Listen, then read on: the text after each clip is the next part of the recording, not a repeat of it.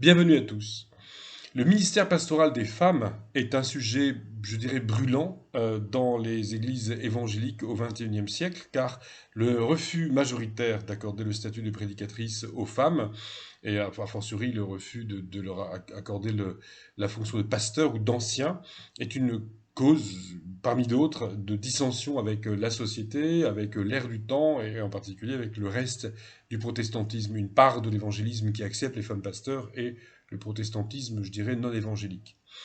Donc difficile aussi de refuser l'accès au ministère, l'accès au pupitre à des femmes qui sont capables d'apporter de très bonnes prédications, alors que tant de messages, qu'on a au moins l'honnêteté de ne plus appeler des prédications, nous sont infligés par des hommes. Alors nous allons d'abord aborder la question d'un point de vue historique et nous gardons le meilleur pour la fin. Après le volet historique, nous examinons ce qu'en dit l'Écriture, ce qu'en dit la Bible selon le principe sola scriptura, par l'Écriture seule.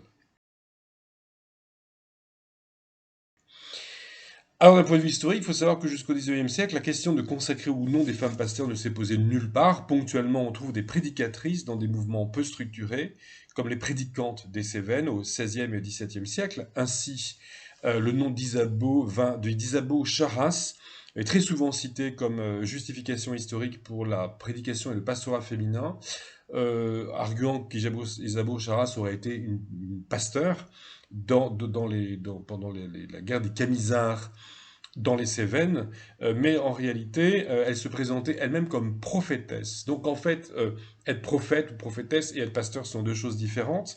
Il y avait des prophétesses dans le Nouveau Testament, les quatre filles de Philippe en Actes 29, 21, verset 9. Et Isabeau Charras, en fait, le cas d'Isabeau Charras ne pose pas du tout la question du pastorat féminin. Elle n'était pas pasteur, elle n'était pas une prédicatrice, mais elle était donc prophétesse. Et donc la question est plutôt, en ce qui concerne Isabeau Charras, la question que pose son cas, et c'est plutôt celui de la pérennité du ministère de prophète. Au-delà des temps apostoliques. Donc voilà, c'est pas une bonne, je dirais, c'est pas un bon argument du tout. Mais pour ce qui est des dénominations plus formelles que le mouvement réformé, qui était encore très peu structuré dans les Cévennes à l'époque de la guerre des Camisards. Donc pour ce qui est de dénominations plus structurées, il est notable qu'en 1761, donc on est encore au XVIIIe siècle, John Wesley, qui était prêtre anglican, puis qui a quitté l'anglicanisme très tard d'ailleurs dans sa vie, pour fonder l'Église méthodiste, eh bien, John Wesley, en 1761, autorise une dénommée Sarah Cosby à prêcher, et ensuite il autorise d'autres femmes, mais sans pour autant les reconnaître comme pasteurs, et il est assez compliqué d'affirmer qu'elle prêchait à des convertis, en fait. On peut plutôt considérer donc Sarah Cosby et ses consoeurs méthodistes du vivant de John Wesley comme des évangélistes.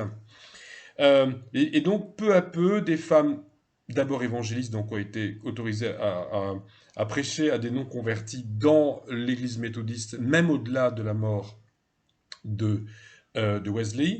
Et ensuite, petit à petit, certaines se sont mises à prêcher aussi à des assemblées composées, enfin des assemblées composées de chrétiens, donc c'était de l'enseignement en prédication, de l'enseignement à l'assemblée. Ça a été très vite aussi, dès la fondation de l'Armée du Salut, le cas des officières de l'Armée du Salut, mais il n'y a pas de pasteur dans l'Armée du Salut, et l'Armée du Salut ne se considère pas comme une église, mais plutôt comme un mouvement d'évangélisation, même si de fait, les assemblées dominicales de l'Armée du Salut sont des cultes. Mais il a quand même fallu attendre 1854 pour que dans le protestantisme soit reconnue officiellement une femme comme pasteur à New York dans une église congrégationaliste, c'est-à-dire calviniste, en la personne de Antoinette Brown Blackwell. Donc Antoinette Brown Blackwell est la première femme pasteur du protestantisme au niveau mondial, 1854. Si une autre femme a été nommée pasteur par une dénomination protestante à un moment ou un donné ou un autre avant, donc Madame Brown Blackwell, la chose, l'événement n'a pas laissé de traces historiques. Et en France, la première femme pasteur fut Madeleine Blocher-Sayens, confirmée au ministère pastoral de plein droit par le conseil de l'Église évangélique baptiste indépendante du Tabernacle à Paris en 1929. Et donc, ça, c'est important de le dire. Je ne suis pas peu fier d'être l'auteur de l'article Wikipédia qui concerne Madeleine Blocher-Saillens. Et depuis que j'ai rédigé cet article, on lit quand même assez fréquemment que la première femme pasteur en France a été Madame Blocher-Saillens, sachant que juste là, quand j'en parlais, on me disait non, non, non, elle n'était pas reconnue de plein droit, c'était pas un vrai pasteur, etc. Ça gêne un peu tout le monde que la première femme pasteur fut une évangélique et pas une réformée. Donc ça gêne autant les évangéliques un peu conservateurs de dire bah on a été plus rapide que les réformés pour nommer une femme pasteur, et ça gêne les réformés de voir que effectivement ils ont été sur ce plan, sur ce point de vue un peu, sur ce plan un peu progressiste, devancé par les évangéliques. Mais le fait est que en 1929, Madame Blocher-Saillens a été reconnue comme pasteur de plein droit. Alors il est vrai aussi que les réformés n'ont pas tardé, ils y ont emboîté le pas en 1930, en tout cas l'Église réformée d'Alsace et de Lorraine en 1930 a nommé comme pasteur de plein droit Berthe Bertsch. Donc là, effectivement, c'est la première femme pasteur réformée en France. Et la première femme pasteur, on disait une femme pasteur sans E à la fin, dans l'Église réformée de France fut Elisabeth Schmidt, consacrée en 1949. Et donc, il y a un phénomène assez quand même surprenant qui a duré jusqu'en 1966, c'est que les femmes pasteurs de la défunte ERF, hein, qui est maintenant fusionnée avec l'Église luthérienne de France pour donner l'Église protestante unie, mais les premières femmes pasteurs de l'ERF, dont mademoiselle Schmidt, étaient contraintes au célibat. Alors on s'est retrouvé dans cette période, dans l'ERF, dans la situation aberrante de nonnes protestantes ou de sortes de curés en jupon, c'est-à-dire femmes et pasteurs, oui, mais pasteurs, épouses et mères, non.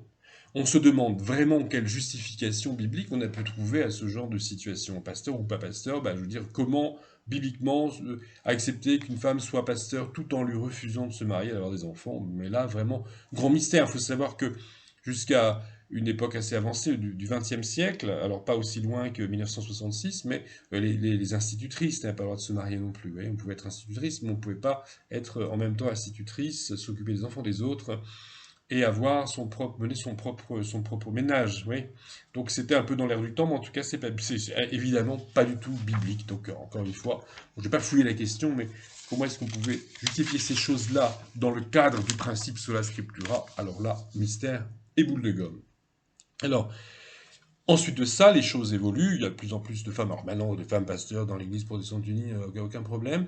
Mais, mais par contre, moi, j'ai vu effectivement la chose évoluer. Je l'ai vu même de très près dans les églises évangéliques.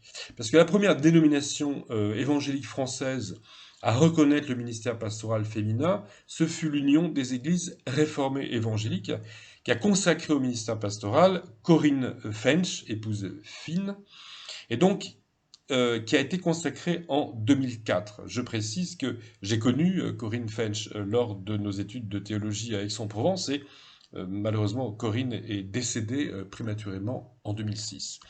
Alors, donc ce débat, moi quand j'étais d'abord étudiant avec Corinne Fensch à la faculté de théologie d'Aix, faculté qui est une faculté réformée conservatrice, le débat faisait rage, et les décisions qui ont amené l'Assemblée générale des églises réformées évangéliques a accepté le ministère pastoral féminin, a fait débat, et des débats donc, que j'ai suivis de très près. Finalement aussi, enfin, la Fédération baptiste, puis l'Union des églises évangéliques libres ont rapidement emboîté le pas à leur tour donc aux églises réformées évangéliques. Reste maintenant, évidemment, surtout quand on parle de l'évangélisme, à examiner ce qu'en dit l'Écriture. La Bible proclame sans la moindre ambiguïté, c'est ce qu'il faut dire avant toute chose, l'égalité ontologique, l'égalité en tant qu'être, en tant que personne, de tous les êtres humains, et l'égalité de tous les chrétiens devant Dieu, sans distinction d'aucune sorte, notamment sans distinction de sexe. Il est écrit, Dieu créa l'être humain à son image, mâle et femelle il les créa à l'image de Dieu, selon une traduction littérale de Genèse 1,27.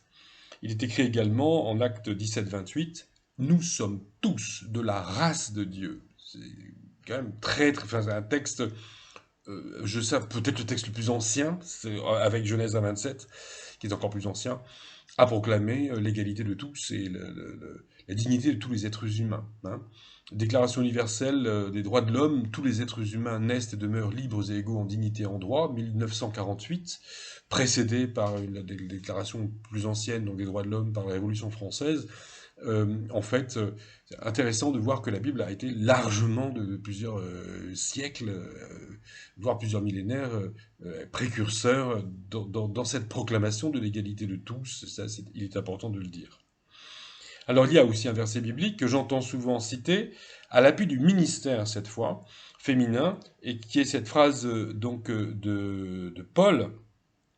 Il n'y a plus ni juif ni grec, il n'y a plus ni esclave ni personne libre, il n'y a plus ni homme ni femme, car tous vous êtes un en Jésus-Christ. Alors le contexte de l'épître aux Galates dans laquelle est écrite cette phrase, c'est le contexte du passage de la loi de Moïse à la nouvelle alliance, donc de l'ancienne alliance à la nouvelle alliance. Et les propos de Paul dans ce texte est de clarifier le libre accès de tous à la grâce de Dieu. Tous les convertis au Christ, qu'ils soient d'origine israélite ou païenne, et quelles que soient leurs conditions sociales, euh, eh bien, sont égaux en Jésus-Christ. Et il rappelle que les femmes n'ont pas de statut inférieur quant à leur humanité, à la dignité, à la responsabilité devant Dieu et quant à l'accès au salut. Donc, pour autant, faut-il en déduire dans cette déclaration de Paul que être homme ou femme n'a aucune importance. Est-ce que nous sommes tous un en Jésus-Christ? Est-ce que ça veut dire que l'identité sexuelle n'est pas à prendre en compte? Oui, et que tout le monde peut accéder au pastorat. Alors si l'on pousse ce raisonnement jusqu'au bout, on en viendrait à légitimer, sous prétexte d'égalité, enfin de non-différenciation entre l'homme et la femme, on en viendrait à légitimer le pseudo-mariage homosexuel, par exemple, comme le font l'Occident contemporain et les religieux libéraux. Donc non, on ne peut pas utiliser ce verset pour prétendre que Dieu ne tient pas compte de notre identité sexuelle. De même, le fait que nous soyons tous créés à l'image de Dieu et que nous soyons tous de la race de Dieu ne signifie pas que nous soyons tous appelés à exercer le ministère d'anciens et à prêcher l'Évangile devant l'assemblée plénière de l'Église. Il y a diversité de dons et diversité de ministères est aussi un verset de l'Écriture. Alors, pour ce qui est des versets de l'Écriture cités dans ce document, dans ce document, donc dans cette vidéo, je vous renvoie donc au script. Vous avez plus de détails, vous avez des notes marginales avec les références, et ce script, donc ce document est accessible sous format PDF grâce à un lien de téléchargement que vous trouverez sur YouTube dans la description de la vidéo, comme d'habitude dans toutes mes vidéos, ou presque. Les quelques versets du Nouveau Testament qui traitent de l'enseignement de la doctrine chrétienne, adressés par des femmes à l'Assemblée réunie, ne vont manifestement pas dans le sens du pastorat féminin. Le lecteur de la Bible pense bien sûr tout de suite à ce couperet qui tombe chez le même apôtre Paul, qui dit, donc dans 1 Timothée 2, je ne permets, alors c'est dur, c'est rude, c'est paulinien, je ne permets pas à la femme d'enseigner ni de prendre autorité sur l'homme, mais qu'elle demeure dans le silence. Car Adam a été formé le premier, Ève ensuite, et ce n'est pas Adam qui a été séduit, c'est la femme qui, séduite, s'est rendue coupable de transgression. Ça, c'est un peu dur. Et au XXIe siècle, on a du mal à avaler. Ce mot-voilà, quand Dieu a parlé, il n'y a pas de mais. Et c'est un peu compliqué quand, effectivement, on a le principe du sola scriptura, qui est aussi le tota scriptura. Notre foi est fondée sur toute l'écriture, seulement sur l'écriture et par toute l'écriture. Et nous recevons les épîtres de Paul comme parole de Dieu, comme le reste de l'écriture. Donc certes, Paul dit « je ne permets pas à la femme d'enseigner », mais il donne ensuite ce qu'on appelle un argument créationnel, à savoir que la femme n'a pas le droit de prendre l'autorité sur l'homme, c'est parce qu'elle est à l'origine de la faute initiale, et même si celle-ci, la faute initiale, est appelée le péché d'Adam, et même si nous en payons tous les conséquences, c'est ce que Paul prend comme argument pour ne pas permettre à la femme d'enseigner. Et Paul ajoute par ailleurs que les femmes ne doivent pas parler pendant le rassemblement liturgique de toute l'assemblée locale. Donc ça, en 1 Corinthiens 14, 34. Alors les tentatives transformer le texte en disant que la femme n'a pas le droit de bavarder, quand Paul dit qu'elle n'a pas le droit de parler, eh bien ces tentatives forcent le texte au point d'être, c'est le cas de le dire, de mauvaise foi. Le verbe grec qui est utilisé par Paul, c'est le verbe laleo, signifie bien parler, prendre la parole, et pas bavarder et jacasser. Ce verbe est parfois utilisé pour dire que Jésus parle pour enseigner, là encore, deux références dans le PDF. Qui oserait dire alors que Jésus bavarde ou qu'il jacasse? Il est très clair, c'est très clairement l'enseignement à des hommes en réunion liturgique plénière qui est interdit aux femmes.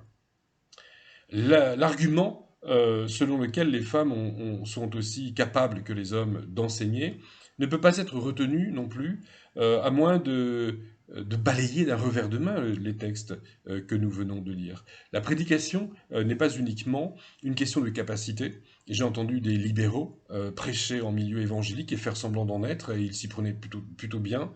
Pour autant, nous ne devons pas leur reconnaître la moindre légitimité. Et voilà, quand on prêche, quand on est capable de prêcher par ailleurs absolument n'importe quoi, on n'est pas légitime pour prêcher, c'est bien la preuve que le fait de bien prêcher ne donne pas l'autorisation de prêcher en toutes circonstances et devant l'Assemblée réunie.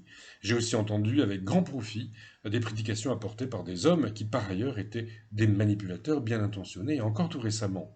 Et des hommes aussi de bonne foi qui s'étaient trompés de vocation. Ça a été mon cas, j'étais pasteur quelques années, je me suis vite rendu compte que ce n'était pas mon appel, quoi qu'étant un homme, et quoi, je pense que, enfin, malgré le fait que, me semble-t-il, je connaissais quand même plutôt bien mon affaire en ce qui concernait le fait de prêcher sans me vanter. Mais en tout cas, il me semble que c'est de toute façon les retours que j'en avais. Mais j'étais de toute façon pas à ma place en tant que pasteur et j'ai arrêté. Encore une fois, quoi comme. Donc tout le monde n'est pas appelé au ministère pastoral. Donc si les femmes ont des capacités à enseigner la parole de Dieu, eh bien qu'elles évangélisent, on a besoin d'évangélistes. Très peu de gens qui disent, voilà, moi je suis évangéliste. Et j'ai ce ministère et extrêmement peu d'églises locales ont une personne qui assiste le collège des anciens en tant qu'évangéliste. Pourquoi? Qui est des femmes qui soient autrices, qu'elles écrivent, qu'elles fassent des vidéos. Moi, ce que je fais, je veux dire, il n'y a aucun problème pour qu'une femme le fasse. Je ne suis pas pasteur, j'ai pas voilà, je sais que j'ai pas cette vocation-là. Ce que je fais, j'écris des bouquins, je fais des vidéos, mais qu'une femme le fasse, que des femmes le fassent aussi. Il y a très peu de femmes qui font des vidéos évangéliques sur Internet, en français, même dans les autres langues. Voilà, je suis pas mal de vidéos en anglais, en portugais, par exemple. Alors, les femmes, franchement, ça court pas le web et c'est quand même bien dommage qu'elles le fassent. Qu'elles enseignent en faculté de théologie. Il y a des femmes qui sont extrêmement douées, de grandes théologiennes. J'en nommerai pas pour pas faire, pas faire de promotion, enfin en tout cas pour pas être flagorneur, enfin il y a des pointures. Et malheureusement, et c'est à contre-cœur que je m'exprime de la sorte, les femmes doivent s'abstenir de prendre autorité sur une assemblée réunie au grand complet, c'est-à-dire lors du culte hebdomadaire où tout le monde est là. Voilà, c'est ce que dit l'Écriture. Parce que, bon, il y a quand même des cas où, évidemment, dans tous les autres cas, la femme peut prendre la parole. Le Nouveau Testament nous parle des femmes qui prophétisent, c'est-à-dire qui apportent une parole de la part de Dieu de façon surnaturelle et ponctuelle. Ça, c'est dans le Nouveau Testament. J'ai parlé donc des 4 filles de Philippe. Il ne s'agit en rien d'une prédication apportée de leur propre autorité, mais cela n'arrange donc rien. Donc cela n'arrange rien en ce qui concerne le pastorat féminin, et cela ne change rien au propos de Paul. Toutefois, c'est bien la preuve qu'elle peut faire entendre le son de leur voix dans les rassemblements chrétiens ou dans un cadre religieux, je dirais. Diriger le chant et la louange, lire les textes bibliques d'introduction à la prédication ou au mémorial de Jésus, dit Sainte Seine, baptiser, apporter une prédication d'évangélisation, alors là même devant l'Assemblée réunie, mais quand il y a des gens qui sont invités de l'extérieur, par exemple pour une occasion comme le Pâques, Noël, réunion spécifique d'évangélisation, mariage, baptême, etc. Dans ces cas-là, une femme peut faire œuvre d'évangéliste et prêcher. Elle peut apporter un témoignage, prier à haute voix. Tout cela ne semble poser aucun problème. Les femmes peuvent être évangélistes ou diacres et à ce titre faire partie du collège des ministres d'une assemblée et participer aux décisions. Nous lisons qu'Apollos a été instruit par Achillas et sa femme Priscille, qui tous les deux lui exposèrent plus clairement la voie de Dieu. Acte 18, 24-26. Manifestement, l'instruction théologique en petit comité, même à des hommes, ne pose pas de problème aux femmes. On peut se demander pourquoi, mais la célébration liturgique plénière est le seul cadre dans lequel les femmes ne doivent pas enseigner leurs frères. Hein, il est bien dit qu'elles ne se taisent dans l'assemblée, et cela donc leur barre l'accès au ministère d'anciens. Euh, alors, il faut bien ajouter évidemment que, alors c'est un sujet connexe et que je ne développerai pas ici, mais oui, l'existence du culte hebdomadaire, c'est évidemment une réalité biblique. Voilà. Il est question de ces assemblées, de ces rassemblements de l'assemblée chrétienne et de son rythme hebdomadaire bibliquement.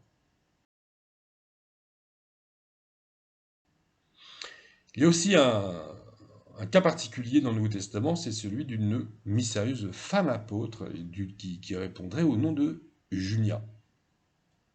Certains voudraient voir dans le Nouveau Testament donc une femme apôtre, et nous lisons donc sous la plume de Paul la phrase suivante, donc en Romains 7. Saluez Andronicus et Junia, mes parents et mes compagnons de captivité, qui sont très estimés parmi les apôtres et qui ont même appartenu à Christ avant moi, dit Paul. Alors la traduction à la colombe, et beaucoup d'autres portent un prénom masculin, Junias. Le prénom féminin Junia, dérivé du nom de la déesse Junon, donc elle portait cette Junia un nom païen, parce que manifestement, au moment de sa naissance, ses parents lui ont donné un nom païen parce qu'ils étaient païens, mais c'est en tout cas une convertie. Donc le prénom féminin Junia, dérivé du nom de la déesse Junon, est attesté dans la Rome antique, mais le prénom masculin Junias est inconnu chez les Romains et chez les Grecs. J'ai fait de longues recherches là-dessus. Donc la tradition chrétienne, de façon unanime, a considéré pendant plus de 1000 ans qu'il s'agissait d'une femme, à l'exception juste d'un auteur au IVe siècle, Épiphane, qui considérait même que Priscille était un homme. Alors lui, le fait voilà, qu'une femme puisse être mise en avant, c'était pour lui absolument insupportable. Et donc le premier auteur en dehors d'Épiphane, ça a été Gilles de Rome, donc beaucoup plus tard en fait. Et le texte grec, donc c'est au XIIIe siècle, Gilles de Rome, à la fin du XIIIe siècle, vers 1280. Avant Gilles de Rome, simplement Épiphane.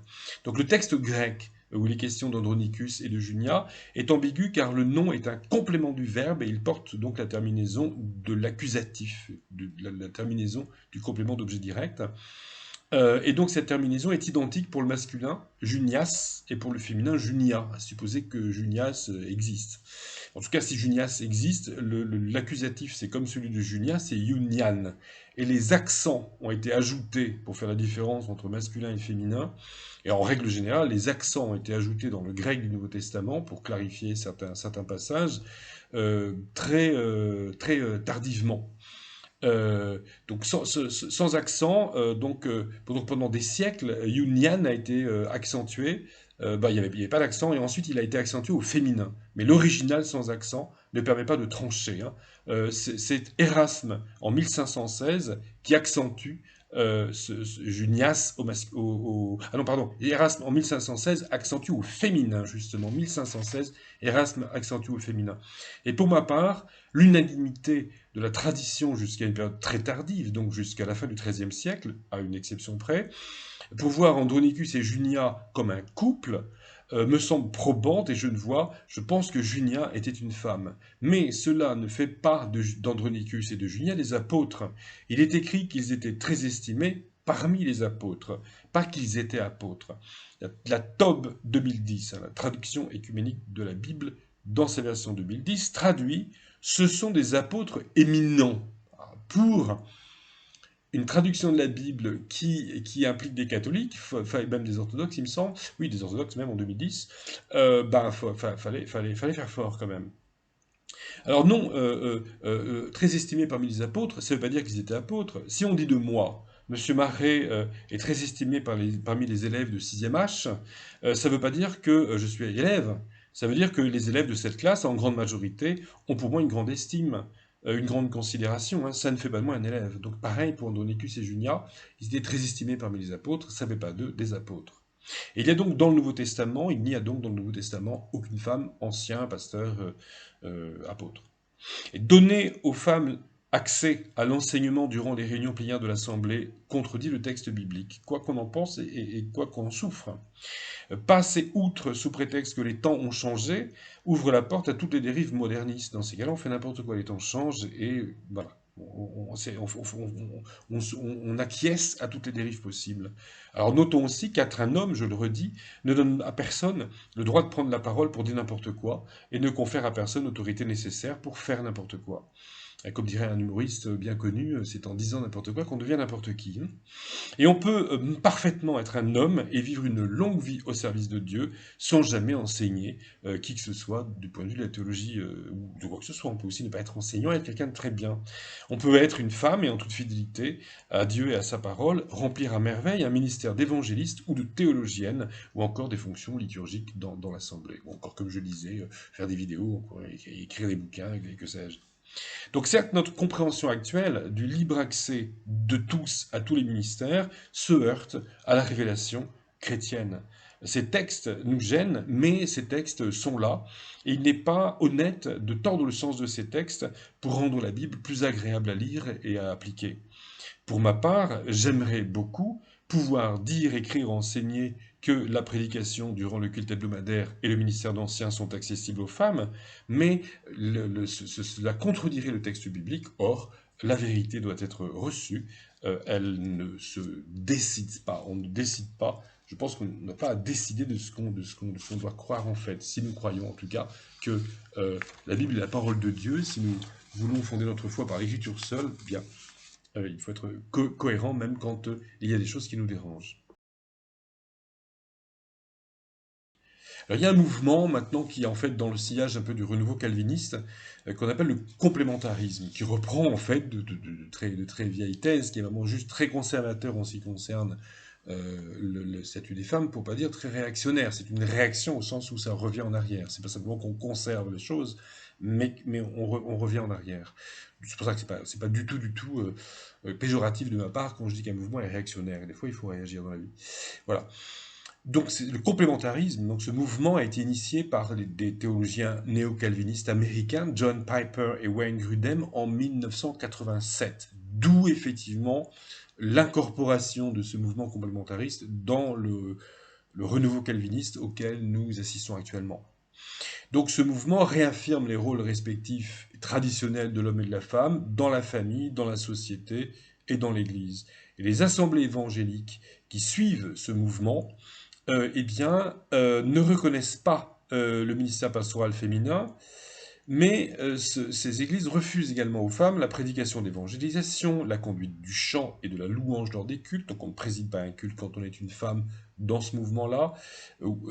Et elle préside encore moins la Sainte Seine, elle ne la distribue pas, elle n'administre pas les baptêmes, ne célèbre pas, ne préside pas les mariages, comme montre dans la Bible, ne serait-ce que la façon dont doit être conduit un service de mariage. Donc ces tâches sont réservées aux hommes, ce qui ne me semble en aucun cas justifié bibliquement. Alors si Priscille avait été dans une église membre de ce mouvement, elle n'aurait pas, elle n'aurait pas avec Andronicus, enseigné la théologie à un homme. Or Priscille l'a fait.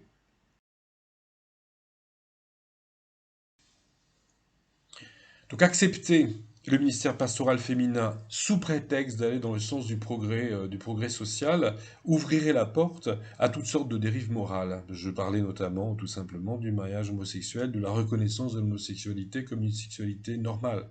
Par exemple, autant renoncer à notre identité évangélique et devenir libéraux. Parce que même, voilà, enfin, je veux dire, bibliquement, il y a des choses qui sont intenables, même si la société l'accepte. Je pense à des choses qu'on a vues dans le passé, comme, comme l'esclavage, par exemple. Voilà, je pense qu'on peut pas... Enfin, on a soutenu l'esclavage, même l'apartheid en Afrique du Sud, bibliquement, parce que c'était dans l'air du temps et qu'il fallait trouver des justifications bibliques. Or, non. Voilà. Alors là, maintenant, ça fait plaisir quand on dit, voilà, bah, bibliquement, c'est vrai qu'on ne peut pas soutenir l'inégalité des races, par exemple, du fait de versets que je viens de lire, mais on ne peut pas non plus soutenir des choses qui seraient beaucoup plus agréables, comme effectivement le ministère pastoral féminin. Donc c'est le piège dans lequel sont en train de tomber plusieurs dénominations évangéliques, hein, c'est d'aller dans l'air du temps. Et c'est intéressant de constater que les trois premières dénominations évangéliques françaises à avoir reconnu le ministère pastoral féminin sont aussi les trois principales dénominations évangéliques membres de la Fédération protestante de France, où elles collaborent avec le, entre guillemets, protestantisme libéral. Protestantisme libéral par lequel ces églises évangéliques membres de la Fédération protestante sont de plus en plus profondément influencées. La reconnaissance du ministère pastoral féminin par ces unions peut être interprétée comme un élément de leur glissement rapide de l'évangélisme conservateur au relativisme libéral. Et j'ai moi-même été pasteur dans une église évangélique libre, donc membre de l'Union des églises évangéliques libres de France, et je confirme que certains pasteurs de cette dénomination sont par exemple favorables au mariage homosexuel. Alors ça se fait, ça se dit discrètement pour le moment, mais on passe de quelque chose qui finalement n'est pas immoral, c'est-à-dire le ministère pastoral féminin, à des choses qui sont beaucoup plus graves, mais qui sont connexes, c'est-à-dire un aggiornamento, comme disent les catholiques modernistes. C'est-à-dire, en fait, on va dans le sens de la société, simplement parce que bah, on est porté par ce qui se passe autour de nous et on sort du cadre de la parole de Dieu. Voilà. Donc, restons cramponnés à l'écriture et on aura même des fois des. Enfin, et c'est comme ça aussi que des chrétiens ont été très avant-gardistes. On pense notamment à des chrétiens américains ou britanniques qui ont été des pionniers de l'abolition de l'esclavage, par exemple. Voilà. Donc il est difficile au XXIe siècle d'accepter le refus biblique de la prédication des femmes adressée à toute l'Assemblée, et l'explication selon laquelle l'apôtre Paul s'adresserait dans ces passages à un public restreint, à un contexte social et civilisationnel dépassé, ne tient pas la route. En revanche, cette restriction apportée aux femmes n'autorise les assemblées ni à réduire les femmes au silence, ni à désigner des prédicateurs sous le seul prétexte que ce sont des hommes. Des fois, on voit ça dans les petites assemblées, on ne sait pas trop qui va se dévouer pour faire la prédication, et on pousse un peu les hommes à prêcher même quand ils n'en sont pas capables. C'est pas non plus une solution. Hein. Donc il y a aussi des exigences fortes de l'écriture quant à dire que pour prêcher, il faut savoir faire, il faut avoir un appel et des qualifications et se former. Et là, je fais référence aussi à ma précédente vidéo sur les ministères dans l'Église. La grande majorité des hommes chrétiens est appelée au même titre que les femmes à écouter l'instruction sans prendre place au pupitre. Que le Seigneur nous accompagne.